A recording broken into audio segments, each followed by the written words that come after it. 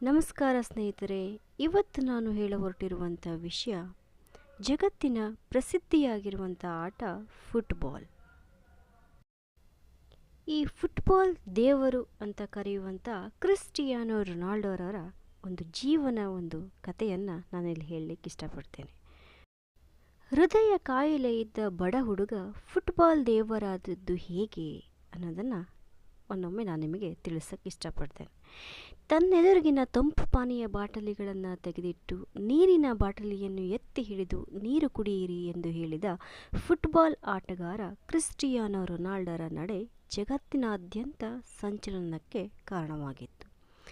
ತಂಪು ಪಾನೀಯ, ಸಿಗರೇಟು, ಮದ್ಯ ಇಂತಹ ಉತ್ಪನ್ನಗಳ ಜೊತೆ ಒಂದು ಒಪ್ಪಂದ ಸಾಕು ನೂರಾರು ಕೋಟಿ ರೂಪಾಯಿಗಳನ್ನು ರೊನಾಲ್ಡೋ ಮಡಲಿಗೆ ಸುರಿಯಲು. ಹಣಕ್ಕಾಗಿ ತಂಪು ಪಾನೀಯ ಬಿಡಿ ಆನ್ಲೈನ್ ಜೂಜಿಗೂ ರೂಪದರ್ಶಿಗಳಾಗುವ ಆಟಗಾರರನ್ನು ನೋಡಿದಾಗ ಕ್ರಿಸ್ಟಿಯಾನೋ ರೊನಾಲ್ಡೋ ನಡೆ ಎಂಥ ಗಟ್ಟಿತನದ್ದು ಎಂಬುದು ಗೊತ್ತಾಗುತ್ತದೆ. ಕ್ರಿಸ್ಟಿಯಾನೋ ರೊನಾಲ್ಡೋರ ಬದುಕು ಯಶಸ್ಸು ಕಲಿಸುವ ಮೊದಲ ಪಾಠ ಯಶಸ್ಸಿಗೆ ಯಾವುದೇ ಅಡ್ಡದಾರಿಗಳಿಲ್ಲ ಎನ್ನುವುದು. ಬಡ ಮಾಲಿಯೊಬ್ಬರ ಮಗ ಜಗತ್ತಿನ ಅತ್ಯುತ್ತಮ ಫುಟ್ಬಾಲ್ ಆಟಗಾರನಾಗಿ ಬೆಳೆದ ಕಥೆಯೇ ರೋಚಕ. ಫುಟ್ಬಾಲ್ ಪ್ರೇಮಿಗಳು ಈತನಿಗೆ ನೀಡಿರುವ ಸ್ಥಾನ ಬಹು ಎತ್ತರದ್ದು. ಫುಟ್ಬಾಲ್ ಆಟದಿಂದ ವಾರ್ಷಿಕ 1,000 ಕೋಟಿಗೂ ಹೆಚ್ಚು ಹಣ ಸಂಪಾದಿಸುವ ಕ್ರಿಸ್ಟಿಯಾನೋ ಇಂದು ಜಗತ್ತಿನ ಅತೀ ಜನಪ್ರಿಯ ಕ್ರೀಡಾಪಟು. ಕಷ್ಟಗಳ ನಡುವೆಯೇ ಅರಳಿದ ಪ್ರತಿಭೆ ರೊನಾಲ್ಡೋ ಅವರದ್ದು. ಪೋರ್ಚುಗಲ್ ಫುಟ್ಬಾಲ್ ತಂಡದ ನಾಯಕನೂ ಆಗಿರುವ ರೊನಾಲ್ಡೋ ಅತ್ಯಂತ ಸಾಧಾರಣ ಹಿನ್ನೆಲೆ ಉಳ್ಳವರು. ಇಂದು ಐಷಾರಾಮಿ ಬಂಗಲೆ, ವಾಹನಗಳನ್ನು ಹೊಂದಿರುವ ಜಗತ್ತಿನ ಅತೀ ತುಟ್ಟಿ ಫುಟ್ಬಾಲ್ ಆಟಗಾರ. ಒಂದು ಕಾಲದಲ್ಲಿ ಕಡು ಬಡತನ ರುಚಿ ನೋಡಿದವನೇ. February 5, 1985ರಂದು ಪೋರ್ಚುಗಲ್ನ ಅಂಚಲ್ನಲ್ಲಿ ಜನಿಸಿದವರು Ronaldo. ಅಮೆರಿಕಾದ ಅಧ್ಯಕ್ಷ, ಮಾಜಿ ನಟರಾಗಿದ್ದ ರೊನಾಲ್ಡೋ ರೇಗನ್ರ ದೊಡ್ಡ ಅಭಿಮಾನಿಯಾಗಿದ್ದ ಇವರ ತಂದೆ ಹುಡುಗನ ಹೆಸರನ್ನು ಕ್ರಿಸ್ಟಿಯಾನೋ ರೊನಾಲ್ಡೋ ಅಂತೇಳಿ ಹೆಸರಿಡ್ತಾರೆ. ಇವನ ಕುಟುಂಬ ಅಲ್ಯೂಮಿನಿಯಂ ಶೀಟ್ ಹೊದಿಸಿದ ಪುಟ್ಟ ಮನೆಯಲ್ಲಿ ಇರ್ತಾ ಇತ್ತು. ತಂದೆಯದು ಮಾಲೆಯ ಕೆಲಸ, ಜತೆಗೆ ಆತ ಕುಡಿತದ ಚಟಕ್ಕೆ ದಾಸನಾಗಿದ್ದ. ಬಡತನ ಕಾರಣಕ್ಕೋ ರೊನಾಲ್ಡೋ ತಾಯಿ ಆತನ ಗರ್ಭಿಣಿಯಾಗಿದ್ದಾಗ ಗರ್ಭಪಾತ ಮಾಡಿಸಿಕೊಳ್ಳಲು ಯೋಚಿಸಿದ್ದರಂತೆ. ಅದೃಷ್ಟವಶಾತ್ ಅದು ಸಾಧ್ಯವಾಗಲಿಲ್ಲ. ತಾಯಿ ಬೇರೆಯವರ ಮನೆಯಲ್ಲಿ ಅಡುಗೆ ಮಾಡಿ ಹಣ ಸಂಪಾದಿಸಿದರೆ ಈ ಬಾಲಕ ರೊನಾಲ್ಡೋ ರಸ್ತೆ ಸ್ವಚ್ಛಗೊಳಿಸುವಂತಹ ಸಣ್ಣ ಪುಟ್ಟ ಕೆಲಸ ಮಾಡಿ ಒಂದಿಷ್ಟು ಹಣ ಸಂಪಾದಿಸುತ್ತಿದ್ದ. ಇವೆಲ್ಲದರ ನಡುವೆ ರೊನಾಲ್ಡೋಗೆ ಬಾಲ್ಯದಿಂದಲೂ ಫುಟ್ಬಾಲ್ ಎಂದರೆ ಹುಚ್ಚು. ಊಟ, ತಿಂಡಿ, ಓದು ಎಲ್ಲ ಬಿಟ್ಟು ದಿನಗಟ್ಟಲೆ ಆಡುತ್ತಲೇ ಇರುವ ಅಪೂರ್ವ ತನ್ಮಯತೆ, ತಲ್ಲೀನತೆ ಫುಟ್ಬಾಲ್ನಲ್ಲಿ. ಆಡುವಾಗ ಗೋಲ್ ಮಾಡಲು ಆಗದಿದ್ದರೆ ಮೈದಾನದ ಮಧ್ಯೆಯೇ ಅಳುತ್ತಾ ನಿಂತು ಬಿಡುತ್ತಿದ್ದ.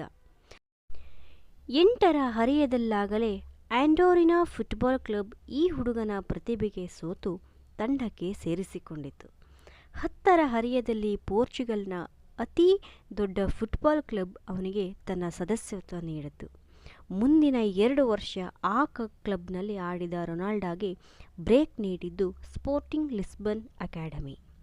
12ರ ಹರೆಯದ ರೊನಾಲ್ಡೋ ಮನೆಯ ಸದಸ್ಯರಿಂದ ದೂರವಾಗಿ ಲಿಸ್ಬನ್ಗೆ ತೆರಳಬೇಕಾಯಿತು. ಮನೆಯ ನೆನಪಾಗಿ ದಿನವೂ ಅಳುತ್ತಿದ್ದ ರೊನಾಲ್ಡೋ ಆಟದಲ್ಲೇ ಸಮಾಧಾನ ಕಂಡುಕೊಂಡ. ಆದರೆ ಆತ 15ರ ಹರೆಯದವನಾದಾಗ ಹೃದಯದಲ್ಲಿ ತೊಂದರೆ ಇರುವುದು ಗೊತ್ತಾಗತ್ತೆ. ಶಸ್ತ್ರಚಿಕಿತ್ಸೆಯಾಗಬೇಕು ಅಥವಾ ಫುಟ್ಬಾಲ್ ಆಡುವುದನ್ನು ಬಿಡಬೇಕು ಅಂತೇಳಿ ವೈದ್ಯರು ಹೇಳ್ತಾರೆ. ಶಸ್ತ್ರಚಿಕಿತ್ಸೆಯಲ್ಲಿ ಪ್ರಾಣ ಹೋಗುವ ಸಾಧ್ಯತೆಯೂ ಇರತ್ತೆ. ಫುಟ್ಬಾಲ್ ಹೊರತಾದ ಬದುಕನ್ನು ಊಹಿಸಿಕೊಳ್ಳಲೂ ಸಾಧ್ಯವಿಲ್ಲದ ರೊನಾಲ್ಡೋ ಶಸ್ತ್ರಚಿಕಿತ್ಸೆಗೆ ತಯಾರಾಗ್ತಾರೆ. ಬಹುಶಃ ನಮ್ಮಂಥ ಕೋಟ್ಯಾಂತರ ಅಭಿಮಾನಿಗಳಿಗೆ ಅವರ ಕಾಲ್ಚಳಕದ ಮಾಂತ್ರಿಕತೆಯನ್ನು ನೋಡುವ ಭಾಗ್ಯವಿತ್ತೇನೋ. ಚಿಕಿತ್ಸೆ ಯಶಸ್ವಿಯಾಗಿ ರೊನಾಲ್ಡೋ ಮತ್ತೆ ಆಡತೊಡಗಿದರು.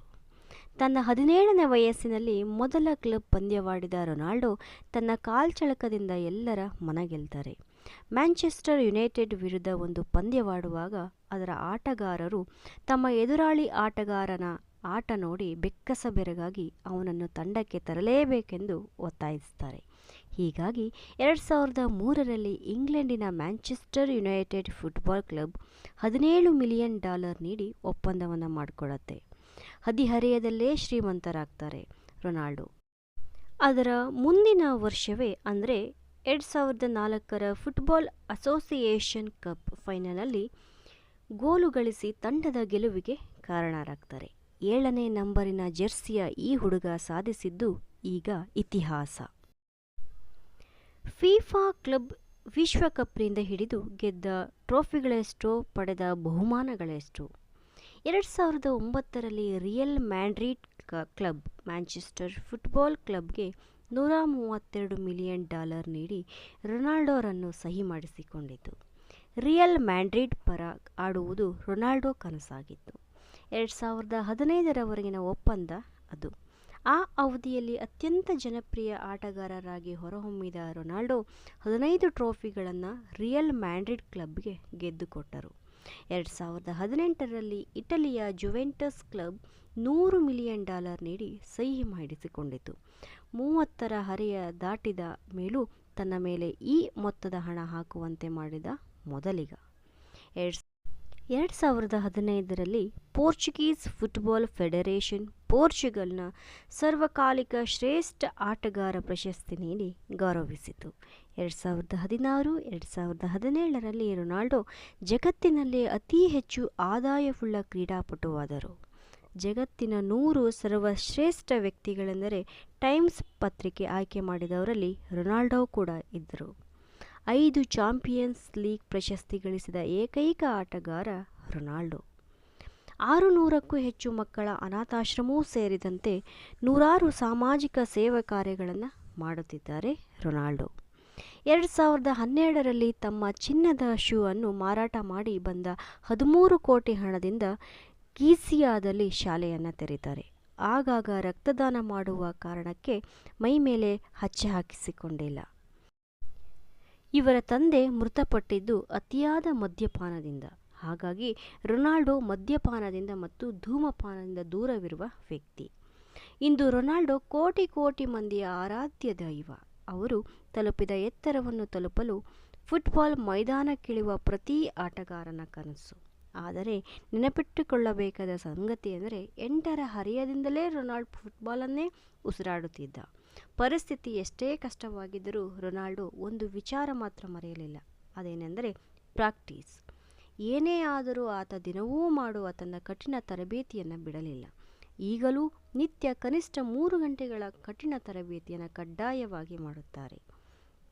ತಾವು 6 ವರ್ಷ ಜೊತೆಗಿದ್ದಾಗ ಒಂದು ದಿನವೂ ಆತ ತರಬೇತಿ ತಪ್ಪಿಸಿಲ್ಲ ಎನ್ನುತ್ತಾರೆ ಮ್ಯಾಂಚೆಸ್ಟರ್ ಯುನೈಟೆಡ್ನಲ್ಲಿದ್ದಾಗ ರೊನಾಲ್ಡೋರ ಮ್ಯಾನೇಜರ್ ಆಗಿದ್ದ ಸರ್ ಅಲೆಕ್ಸ್. ನೀವು ಜಗತ್ತಿನ ಯಾವುದೇ ಚಾಂಪಿಯನ್ ಆಟಗಾರರನ್ನು ನೋಡಿ, ಅವರೆಲ್ಲರಲ್ಲಿ ಇರುವ ಸಾಮಾನ್ಯ ಅಂಶವೆಂದರೆ ಏನೇ ಆದರೂ ತರಬೇತಿಯನ್ನು ನಿಲ್ಲಿಸದಿರುವುದು. ಯಶಸ್ಸಿಗೆ ಬೇಕಾದುದು ಮುಖ್ಯ ಅಂಶವೇ ಅದು. ಯಶಸ್ಸು ಎನ್ನುವುದು ಮಾತುಗಳ ಮೂಲಕ ಗಾಳಿಯಲ್ಲಿ ಕಟ್ಟಿದ ಗೋಪುರವಲ್ಲ, ಪ್ರಯತ್ನದ ಒಂದೊಂದೇ ಇಟ್ಟಿಗೆಯನ್ನು ಇಟ್ಟು ಕಟ್ಟಿದ ಬಲಿಷ್ಠ ಸೌಧವದು. ಇನ್ನು ಫಿಟ್ನೆಸ್ ವಿಷಯದಲ್ಲಂತೂ ರೊನಾಲ್ಡೋ ಇತರ ಆಟಗಾರರಿಗೆ ಮಾದರಿ. ಕಠಿಣ ಪರಿಶ್ರಮದಿಂದ ಎಂಥ ಸ್ಥಾನದಲ್ಲಿದ್ದವರೂ ಯಶಸ್ಸು ಗಳಿಸಬಹುದು ಎನ್ನುವ ಸಂದೇಶ ನೀಡುತ್ತದೆ ರೊನಾಲ್ಡೋರ ಬದುಕು. ಚಿಕ್ಕದೊಂದು ಊರಿನ ಬಡ ಕುಟುಂಬದ ಹುಡುಗ ತನ್ನ ಅಪ್ಪಟ ಪ್ರತಿಭೆ ಮತ್ತು ಅದನ್ನು ಪರಿಶ್ರಮದಿಂದ ದುಡಿಸಿಕೊಂಡ ಕಾರಣಕ್ಕೆ ಪ್ರತಿಯೊಬ್ಬರೂ ಕನಸು ಕಾಣುವಂಥ ಎತ್ತರಕ್ಕೇರಿರುವುದು ನಿಜಕ್ಕೂ ಅದ್ಭುತ. ನಿಮ್ಮಲ್ಲಿ ಅದ್ಭುತವಾದ ಪ್ರತಿಭೆ ಇದ್ದರೂ ಕಷ್ಟಪಡದಿದ್ದರೆ ಏನೂ ಸಾಧಿಸಲಾಗದು. ಸ್ವನಂಬಿಕೆ, ಕಠಿಣ ಪರಿಶ್ರಮ, ಟೀಕೆಗಳಿಗೆ ಗಮನ ಕೊಡದಿರುವುದು, ನಿರ್ದಿಷ್ಟ ಗುರಿಗಳನ್ನು ಇಟ್ಟುಕೊಳ್ಳುವುದು, ಆಶಾವಾದ ಇವು ಯಶಸ್ಸಿನ ಗುಟ್ಟುಗಳು ಎಂಬುದು ಎಳೆಯರಿಗೆ ರೊನಾಲ್ಡೋ ಹೇಳುವ ಕಿವಿಮಾತು. ಹೌದು, ಹಿಮಾಲಯದ ತುದಿ ತಲುಪುವ ಜನರ ಸಂಖ್ಯೆ ಬಹು ಕಡಿಮೆ. ದಾರಿ ಎಲ್ಲರಿಗೂ ಗೊತ್ತು. ಆದರೆ ಆ ಪ್ರತಿಕೂಲ ವಾತಾವರಣವನ್ನು ಎದುರಿಸಿ ಪರಿಶ್ರಮ ಪಟ್ಟು ಹತ್ತುವುದು ಎಲ್ಲರಿಗೂ ಸಾಧ್ಯವಿಲ್ಲ. ಪ್ರಯಾಣ ಶುರು ಮಾಡಿ ನಿಲ್ಲಿಸಿ ಬಿಡುವವರೇ ಹೆಚ್ಚು. ವರ್ಷಗಳ ಸತತ ಪ್ರಯತ್ನ ಮಾತ್ರ ಪರ್ವತಾರೋಹಿಗಳನ್ನು ಆ ಬೆಳ್ಳಿ ಬೆಟ್ಟದ ನೆತ್ತಿಯ ಮೇಲೆ ನಿಲ್ಲಿಸಬಹುದು. ಎಲ್ಲ ರಂಗದ ಯಶಸ್ಸಿನ ಕಥೆಯೂ ಇಷ್ಟೇ. ರೊನಾಲ್ಡೋರಂತಹ ಸಾಧಕರ ಉದಾಹರಣೆಗಳು ಮತ್ತೆ ಮತ್ತೆ ಈ ಅಂಶವನ್ನು ಸಾಬೀತುಪಡಿಸುತ್ತಲೇ ಇರುತ್ತವೆ. ಹೊಸ ಸಾಧಕರಿಗೆ ಇವರ ಒಂದು ಜೀವನವೇ ಸ್ಫೂರ್ತಿಯನ್ನು ನೀಡುತ್ತದೆ.